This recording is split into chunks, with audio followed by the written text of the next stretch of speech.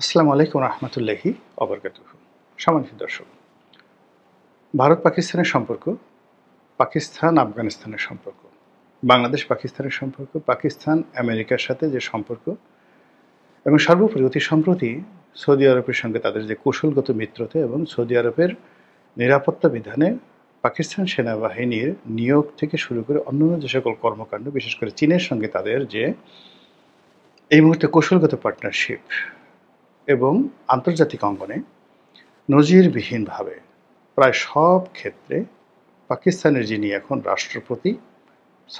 যিনি এখন প্রধানমন্ত্রী, তিনি এবং তার সঙ্গে যেভাবে সেনাপ্রধান ফ্রিকুয়েন্টলি বিদেশে যাচ্ছেন, এমনকি জাতিসংঘ অধিবেশনে গেলেন, সৌদি আরবে গেলেন, বাদশার প্রোটোকল পেলেন, মানে প্রধানমন্ত্রী এবং সেনাপ্রধান একসঙ্গে যুগপৎভাবে যেভাবে তারা রাষ্ট্র চালাচ্ছেন, এইরকম ঘটনা সামুরাই যুগেও হতো না। সামুরাই যুগে আপনারা জানেন যে 800 বছর মিলিটারি রুল চলেছে জাপানে, এবং জাপানে অসংখ্য ছোট ছোট এলাকা সামরিক কমান্ডাররা নিজেরা তারা সম্রাটকে তার প্রতি নামমাত্র আনুগত্য প্রকাশ করে তারা স্বাধীনভাবে রাজত্ব করে গেছেন। এবং এক সামুরাই মানে একজন স্বৈরশাসক বা একজন সেনাপতি, তিনি আবার অন্য সেনাপতির সাথে যুদ্ধ করেছেন। এইভাবে খণ্ড খণ্ড যুদ্ধ, বিগ্রহ এবং মারামারি কাটাকাটি করে 800 বছর ধরে জাপানে যে একটা রাজত্ব চলেছিল, এগুলোকে বলা হতো সামুরাই রাজত্ব। তো ঠিক সেই সময়টিতেও দেখা যেত যে সবচেয়ে বড় যে সামুরাই, মানে সবচেয়ে বড় যে সেনা শাসক, ধরুন পুরো জাপানের অর্ধেকটা হয়তো একজন আছে, তো তিনিও যখন সম্রাটের সাথে দেখা করতে আসতেন পুরনো রাজধানী তাদের যে কিয়োতো, এখন টোকিও না, কিয়োতো রাজধানী ছিল, সেই কিয়োতোতে যখন তারা দেখা করতে আসতেন তখনও তাদেরকে পোশাক মানে সংযত করে, অস্ত্র রেখে, খালি পায়ে, মাথা নিচু করে, হাঁটু গেড়ে রাজার সামনে আসতে হতো। কিন্তু এখন পাকিস্তানের সেনাপ্রধান জনাব আসিফ মনির, তার যে ক্ষমতা, এটা বলতে গেলে জাপানের সম্রাটের মতো। আর সেখানের জনগণের প্রতিনিধি রূপে যাকে বলা হচ্ছে প্রধানমন্ত্রী, তার অবস্থা হয়ে গেছে সেই সামুরাইদের মতো। তিনি এখন আসিফ মনিরের সামনে ঠিকমতো কথা বলতে পারেন না, পায়ের উপর পা তুলে বসতে পারেন না, সব কিছু এলোমেলো হয়ে যায়। এবং এই জিনিসগুলো এখন ঘটছে মূলত মার্কিন মদদে, এবং এর ফলে খুব দ্রুত আমাদের এশিয়া সাবকন্টিনেন্টে দুর্ঘটনা ঘটতে যাচ্ছে, এবং সেই দুর্ঘটনায় বাংলাদেশও জড়িয়ে পড়বে। বাংলাদেশে এখানে অনেক লোক তারা আবার পূর্ব পাকিস্তান হওয়ার স্বপ্ন দেখছে, অস্বীকার করতে পারবেন না। পূর্ববঙ্গ হওয়ার স্বপ্ন দেখছে, অনেকে পাকিস্তানের সঙ্গে বন্ধুত্ব করার জন্য পাগল হয়ে গেছে, ভারতের সঙ্গে অনেকে যুদ্ধ করতে চাচ্ছে, গাজওয়াতুল হিন্দ করতে চাচ্ছে, পাকিস্তানের সঙ্গে সম্মিলিত হয়ে তারা এই পুরো সেই সম্রাট আলমগীর বা আলমগীর আওরঙ্গজেবের জমানাতে যে বৃহত্তর আফগানিস্তান, পাকিস্তান, ভারত, বাংলাদেশ, বার্মা, এই যে এলাকা একত্রে একটা মানে যাকে বলা হয় একটা সাবকন্টিনেন্ট ছিল, এবং প্রায় 52 লাখ বর্গ কিলোমিটার এলাকা আওরঙ্গজেবের যে রাজত্ব ছিল, এভার এটা চন্দ্রগুপ্ত মৌর্য জমানাতেও ছিল না। এরকম একটা রাজত্ব এখন অনেকেই, যে যারা তরুণ প্রজন্ম রয়েছে, তরুণ তুর্কি রয়েছে, যাদেরকে ইসলামিস্ট হিসেবে আখ্যায়িত করা হয়, তারা স্বপ্ন দেখছে, তারা হিসাব করে ফেলেছে বাংলাদেশে 18 কোটি মুসলিম, পাকিস্তানে 22 কোটি, ভারতে আছে 35 কোটি, সব মিলে 75 কোটি হয়ে গেল। তার সঙ্গে যদি আফগানিস্তান, শ্রীলঙ্কা, মালদ্বীপ যোগ করেন, সেখানে তো আরও প্রায় যাকে বলা হয় 10 কোটি হয়ে যাবে। এবং সেখান থেকে যদি আপনি ইন্দোনেশিয়া, মালয়েশিয়ার কথা চিন্তা করেন, যাদের আপনি নৈতিক সাপোর্ট পাবেন, তা আরও প্রায় 30 কোটি। তো সব মিলিয়ে এই কটা দেশে, অর্থাৎ বাংলাদেশ, ভারত, পাকিস্তান, তারপরে শ্রীলঙ্কা, তারপর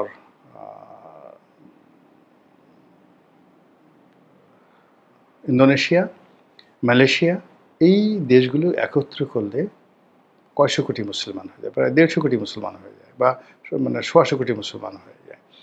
তো এইরকম একটা প্যান ইসলামিক ডাইনেস্টি নিয়ে এশিয়া শুধু নয়, সারা দুনিয়ার মুসলমানরা কিন্তু কথাবার্তা বলছে, তাদের মধ্যে যোগাযোগ হচ্ছে এবং তারা একটা স্বপ্ন দেখছে এবং সেই স্বপ্নের মধ্যে মধ্যপ্রাচ্যে যেমন ইরানকে কেন্দ্র করে একটা সুপার পাওয়ার গড়ে তোলার জন্য অনেকে চেষ্টা করছে এবং এখান থেকে উগ্রতা নিয়ে হিজবুল্লাহ তৈরি হয়েছে, এখান থেকে হামাস তৈরি হয়েছে ইরানকে কেন্দ্র করে। আবার একইভাবে এখন পাকিস্তানকে নিয়ে যে স্বপ্ন দেখা হচ্ছে, সেই স্বপ্নের মাধ্যমে এই অঞ্চলে যে আরও 10টা হিজবুল্লাহ হবে না, এই অঞ্চলে 10টা হামাস হবে না, এই কথা কিন্তু বলা যাচ্ছে না, লক্ষণ কিন্তু সেদিকে যাচ্ছে।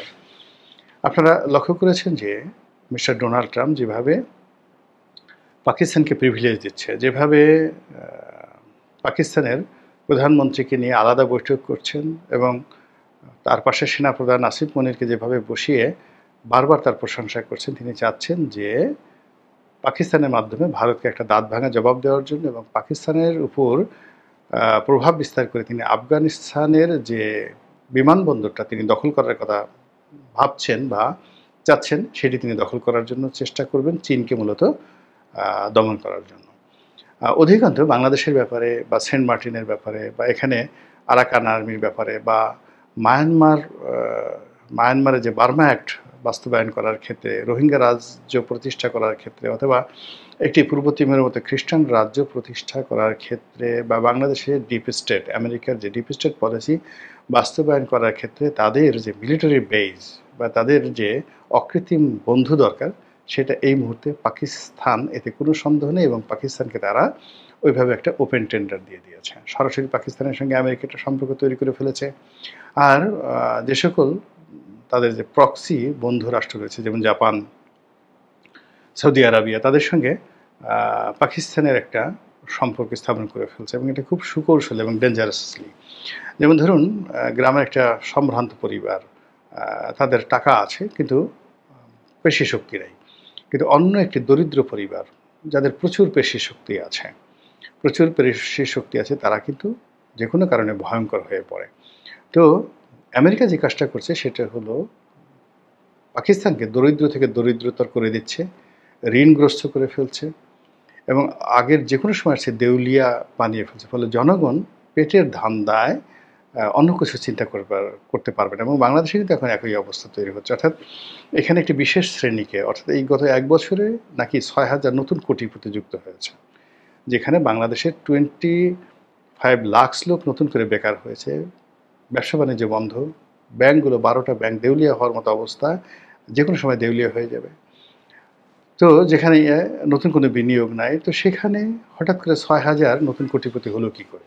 বোঝার চেষ্টা করুন যে কি একটা অসম 18 কোটি মানুষের মাথার উপরে কাঁঠাল ভেঙে এই 6,000 লোক গত 1 বছরে নতুন করে কোটিপতি হিসেবে আত্মপ্রকাশ করেছে।